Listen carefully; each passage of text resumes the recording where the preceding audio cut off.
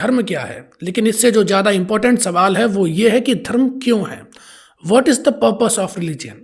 वैसे ये जो दो शब्द हैं, धर्म और रिलीजन, इनकी जब फिलॉसफी में डीप जाते हो तो समझोगे कि ये बहुत ही अलग चीज़ होते हैं। धर्म अलग होता है, रिलीजन अलग होता है। और हमारे साथ गलती आज ये हो रही है कि जो भी हम रिलीजन की पर्सपेक्टिव, जो भी हमारा जो भी डेफिनेशन है, वो हम वेस्ट वाली उठा के ले आए हैं।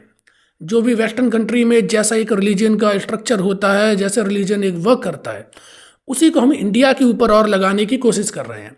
तो ये जो रिलीजन और भारत के धर्म का जो वेस्टर्नाइजेशन हो रहा है, यहाँ पर सबसे बड़ी प्रॉब्लम खड़ी हो जाती है। इंडिया में आके जितनी भी आइडियोलॉजीज़ हैं उनकी ऐसी तैसी हो जाती है।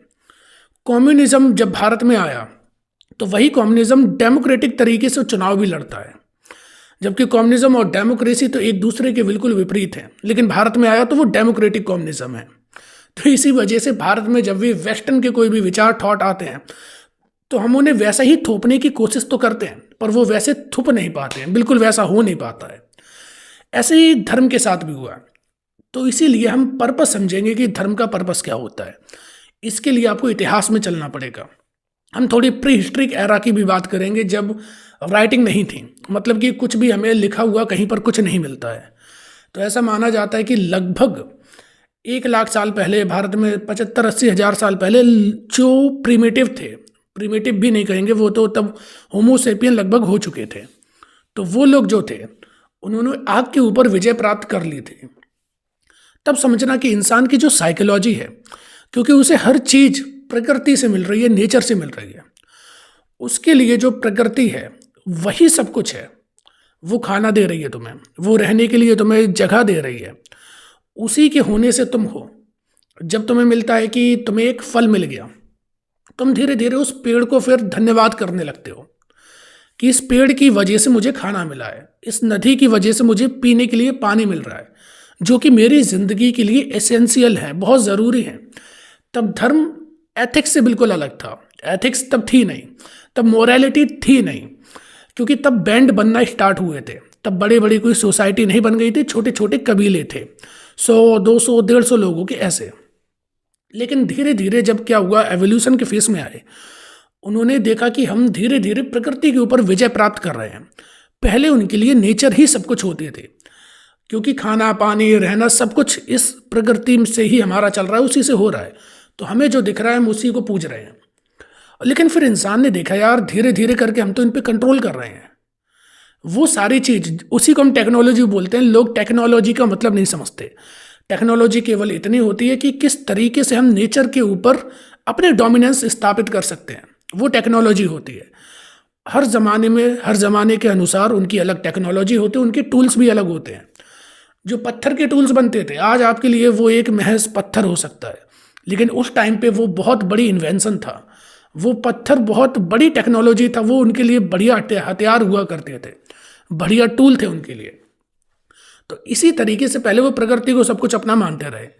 लेकिन बाद में क्या हुआ, जब वो देखा कि इसे तो हम कंट्रोल कर सकते हैं, कुछ कुछ हम टूल बना लेंगे जिससे कि हम इसे कंट्रोल कर लेंगे। और सबसे बड़ा जो बीइंग था पूरे वर्ल्ड पे, पूरे प्लेनेट में, जो कि जानवरों को भी कंट्रोल कर रहा है, जानवरों को मार रहा है, एक तरफ तुम नेचर को भी डोमिनेट करने लगे हो। तो उसे लगा यार कि हमसे भी पावरफुल कोई होगा। अगर हम क्रिएचर हैं तो हमारा भी तो किसी ने क्रिएशन करा होगा। ये सवाल उसके मन में आने लगे।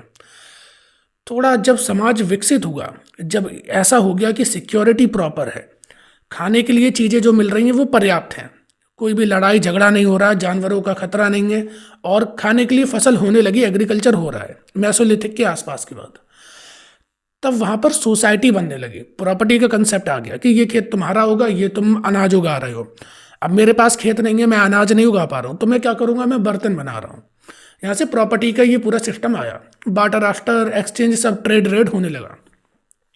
तब इंसान को एक चीज़ समझ में आई, तब एथिक्स का जन्म हुआ कि अगर मुझे जिंदा रहना है तो उसके लिए ज़रूरी ये है कि ये सामने वाले को मैं रिस्पेक्ट करूँ, जो भी इसकी अथॉरिटी में चीज़ें आती मैं उसका रिस्पेक्ट करूँ, और वही ये सामने मेरे लिए करेगा। गोल्डन रूल इसे बोला जाता है कि मैं दूसरे के साथ वैसा ही बर्ताव करूँगा जैसा कि मैं चाहता हूँ कि सामने वाला मेरे साथ करे। तो यहाँ से एथिक्स की नींव डलना शुरू हो गई, क्योंकि एथिक्स का जो पूरी नींव है, कंसेप्ट है, वो केवल विश्वास के ऊपर टिकी है। और आज भी हमारी पूरी सोसाइटी केवल और केवल एक दूसरे के भरोसे और विश्वास के ऊपर ही चलती है। अगर क्या हो, अभी हम सब एक सोशल स्ट्रक्चर में बंधे हैं, सब एक दूसरे की रिस्पेक्ट कर रहे हैं, अगर रिस्पेक्ट भी नहीं कर रहे, बोल भी नहीं रहे, तो एक दूसरे को हार्म भी नहीं कर रहे हैं।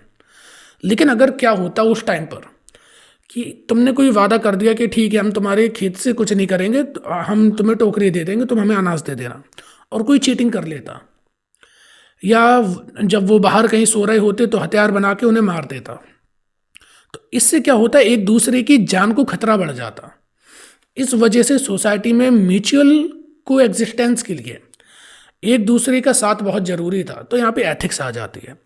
लेकिन इंसान सुपरस्टिशन में हमेशा से विश्वास करता रहा है, क्योंकि इंसान को लॉजिक चाहिए हर चीज़ के पीछे का। अगर कहीं पर वॉल्केनो फटी तो उसने कहा ये क्या होता है, तो जो सबसे विद्वान अपने आप को मानते थे वो निकल के आए कि पाताल का जो देवता है वुल्कन, वो नीचे हथियार बना रहा है, तो हथियार बना रहा है इस वजह से आग निकल रही है। आवाज़ इको क्यों होती है, तो एक कहानी बनाई कि एक परी थी, उसे श्राप मिला था, इस वजह से आवाज़ हमारी इको होती है। मतलब कि इंसान हमेशा उसे हर चीज़ के पीछे का रीज़न चाहिए। अगर ये चीज़ हो रही है तो इसके पीछे का कोई कारण जरूर होगा। इंसान को वो चीज़ चाहिए थी, शुरू से चाहिए थी। तो इसी वजह से, लेकिन तब साइंटिफिक टेम्परामेंट था नहीं कि बार बार हम किसी चीज़ की खोज करके निकाल लें, तो उन्होंने एक कहानी बनाई और अपना काम चलाते रहे। काम चल रहा है तो फालतू के ज़्यादा मगजमारी क्यों करनी है, वो बढ़िया सा उनका कंसेप्ट था। अब हुआ क्या कि अब एक तरफ एथिक्स भी आ गई, क्योंकि सोसाइटी के रूल्स और रेगुलेशन एथिक्स से होने हैं। दूसरी तरफ सुपरस्टिशन पे पहले से बिलीव था, बिजली गिर रही है, सूरज निकल रहा है, चांद निकल रहा है, ये देवता है या कोई पावरफुल चीज़ है। कहानियाँ बनने लगी कि ऐसा जादू टोना ये सब होता है, भूत ऊत वगैरह, वो सब कहानियाँ तब से ही बनने लगी थी।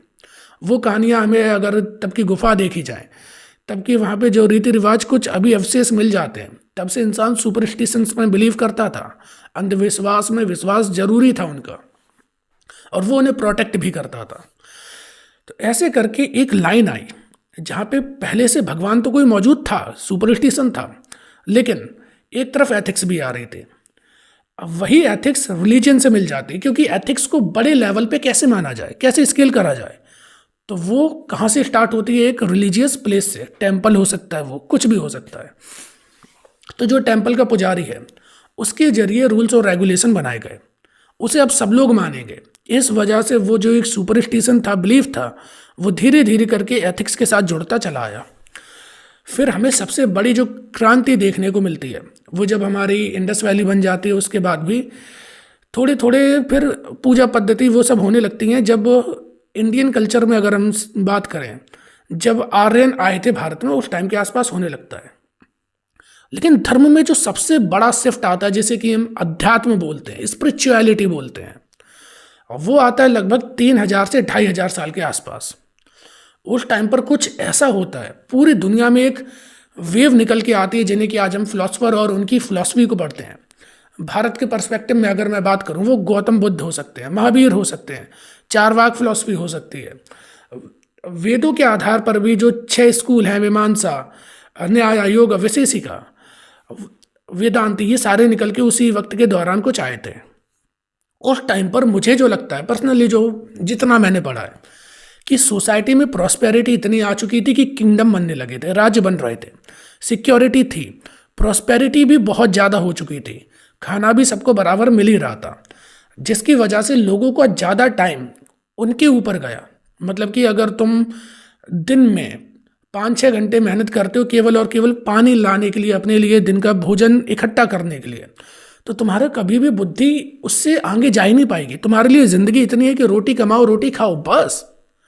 लेकिन अगर तुम्हें वक्त मिल जाए, ये सारी चीज़ें तुम्हें बड़े आराम से मिल रही हो, तो तुम्हारे पास फालतू वक्त है, अब तुम क्या करोगे?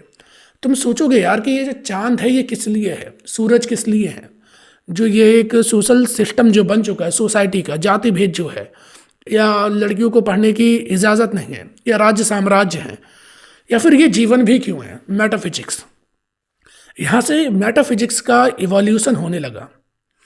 इसी दौरान हम देखते हैं कि बौद्धिज्म, जैनिज्म बहुत बहुत इमर्ज करने लगते हैं, और यहाँ तक कि जो हम वेस्टर्न फिलॉसफी भी देखते हैं, वहाँ पर पॉलिटिकल इकोनॉमिक फिलॉसफीज निकल के आती हैं। लेकिन भारत में मेटाफिजिक्स का बहुत ज़्यादा विस्तार हो जाता है, क्योंकि उनकी सवाल यही थे, मेरे पास राज्य है, सोना चांदी सब है, लेकिन शांति नहीं है, तो मैं अब क्या करूं उसके लिए। तो चलो किसी ने कहा कि इतने साल तक तपस्या करनी पड़ेगी, बैठो, जाके बैठ गए, करने लगे। धीरे धीरे ज्ञान हुआ फिर कि जिंदगी क्या है, आत्मा क्या है, परमात्मा क्या है, भगवान क्या है, उसे फिर खोज करने लगे वो लोग। इस तरीके से जो एक धर्म है उसका एवोल्यूशन होता है। वर्ल्ड में जितने भी रिलीजियन हैं उनका एवोल्यूशन इसी तरीके से हुआ है कि उस टाइम पर सोसाइटी में जो भी प्रॉब्लम थी उसे चैलेंज करा, लॉजिक के बेसिस पे चैलेंज करा, और तब धीरे धीरे वहां से धर्म की स्टार्टिंग हो गई। तो अब इतनी बात समझ में आई कि धर्म कोई बेकार बात तो है नहीं। इंसान की शुरू से लेकर अभी तक की सिक्योरिटी, सेफ्टी के लिए, सोसाइटल कंडीशन को बनाए रखने के लिए धर्म की ज़रूरत होती है। और कुछ लोग धर्म में ऐसे निकल के आए जिन्हें कि हम देवता या भगवान कह देते हैं, जिनकी की जो मोरल वैल्यूज़ थी वो सबसे हाई थी, तो उन्हें हमने आइडलाइज कर लिया कि राम ऐसे थे, कृष्ण ऐसे थे, बुद्ध ऐसे थे, तो उन्हें हम आइडलाइज करने लगे। ये पूरी दुनिया में लगभग ऐसे हुआ है। लेकिन आज प्रॉब्लम क्या हो गई, 3-4 जो उस टाइम की बड़ी बड़ी फिलॉसफीज थी, आज क्योंकि फिलॉसफी किसी को पता नहीं, लेकिन धारणा जरूर फैल गई है, परसेप्शन जरूर बन चुके हैं। तो उन लोगों ने केवल वही परसेप्शन को पकड़कर सब फिलॉसफी का अपने अंदर इंटरचेंज, इंटरमिक्स कर चुके हैं। उन्हें ये भी नहीं पता ये चीज़ कहाँ से आती है। कुछ बातें उन्होंने सुन ली कि ये चारवाक फिलॉसफी की है, उन्हें नहीं पता नियति होती है, जबकि वेदांत को मानने वाला नियति को नहीं मानेगा। लेकिन फिर भी नियति लोग मान लेते हैं। एक तरफ वो वेदों की भी बात करेंगे, एक तरफ नीति भी मान लेंगे। नियति एकदम अलग फिलॉसफी है। एक तरफ वो लोग चारवाक, अष्टावक्र को भी मान लेंगे, और दूसरी तरफ वो ये भी मान लेंगे कि सारी चीज़ें भगवान करता है। क्योंकि आजकल क्या हुआ कि जो रियल नॉलेज थी, अलग अलग सेक्ट जो बने थे, वो सेक्ट के आइडियाज़ सोसाइटी में जब आए तो मिलकर आ गए। सोसाइटी ने ऐसे एक्सेप्ट नहीं करा कि हम बौद्धिज्म को फॉलो करेंगे तो हम इसे नहीं मानेंगे। सोसाइटी इमोशंस पे चलती है, लॉजिक पर नहीं चलती, फैक्ट पे नहीं चलती। इस वजह से आज वो बहुत एक घमासान मच चुका है। चाहे कोई भी धर्म हो, धर्म, अब अगर मैं इस सेंस में बात करूं, आज के सेंस में बात करूं रिलीजन की, एक तो वे ऑफ लाइफ हो चुका है। रिलीजन आपके कल्चर से जुड़ चुका है। इंडियन कंटेक्स्ट में अगर बात मैं करूं, हिंदू जो कि एक ज़मीन से नाम आया कि हिंदू, इंदू, ठीक है, वो ज़मीन से नाम आया, फिर वो कल्चर एक जुड़ता चला गया। लेकिन अगर उसी में तुम सनातन की बात करोगे, जो कि स्पिरिचुअलिटी है, अध्यात्म है, वो एक अलग लेवल है, और उसी को वास्तविक धर्म बोला जाता है। अगर हिंदू मुस्लिम की भी बात करो, जो कि आज एक पॉलिटिकल एंगल है रिलीजन का, और ये बहुत पहले से भी रहा है, लेकिन अगर तुम पॉलिटिकल एंगल ऑफ रिलीजन की भी बात करते हो, और अगर तुम उसी में देखते हो कि वैदांतिक फिलॉसफी को अगर मैं इसमें डाल दूं, तो समझ में आता है ये तो पॉलिटिकल एंगल तो खत्म है। तुम जब भी रिलीजन की जो पराकाष्ठा है, अध्यात्म है, उसे अगर सोसाइटी की किसी भी सेक्ट, किसी भी रिलीजन के साथ अगर मैच कर दोगे, तुम्हारी सारी जितनी भी धारणा अवधारणा वहीं पे ध्वस्त हो जाएंगी, खत्म हो जाएंगी। इसी वजह से रिलीजन से हमें भागना नहीं है, उसे पहचानना है, उसे हमें समझना है। कुछ गलतियां हो सकती हैं, उन्हें हमें चेंज करना है। जो आज मॉडर्न टाइम के साइंटिस्ट हैं, थिंकर्स हैं, ऐसे ही पहले टाइम के वो थे जिन्होंने वो चीज़ें दी हैं।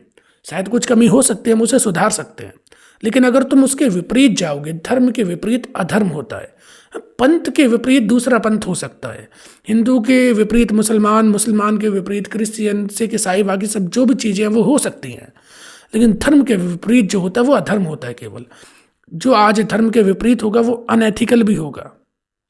धर्म आपको ही सोसाइटी को एक एथिक्स की साइकिल में बांध देती है, बचपन से बांध देती है। लोगों को समझ में भी नहीं आता कि वो प्यार से जो रह रहे हैं उसमें धर्म का बहुत बड़ा रोल है, लेकिन वही धर्म आपको लड़ा भी देता है। वो जो पंथ हैं वो आपको लड़ा भी देते हैं। तो ये अब आपको डिसाइड करना है कि आपको किस धर्म को और कैसे समझना है। अगर वही धर्म को तुम स्पिरिचुअलिटी की लेवल पर ले जाओगे, पूरी दुनिया बदल जाएगी। पूरी दुनिया में केवल और केवल प्यार और मोहब्बत होगा, बस।